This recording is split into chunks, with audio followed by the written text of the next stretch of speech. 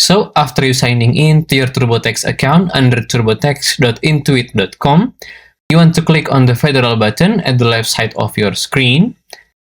Then, while you hover your mouse over income section, you want to click on wages and income summary, which will take you to this page, and you want to scroll down a bit until you see investment and savings, then click on it. On the stocks, cryptocurrency, mutual funds, bonds, other, you want to click on the start or revisit button besides it, which will take you to this page, and then click on yes button.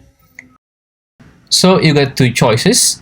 First, to connect your investment account like Robinhood, Wells Fargo, and so on by clicking on this connect button, so TurboTax can automatically input your data.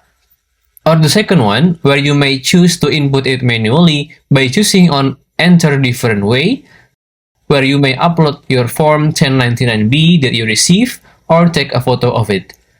If you still have any question, just comment down below and I will try my best to guide and help you guys. If you find this video useful, please consider like and subscribe.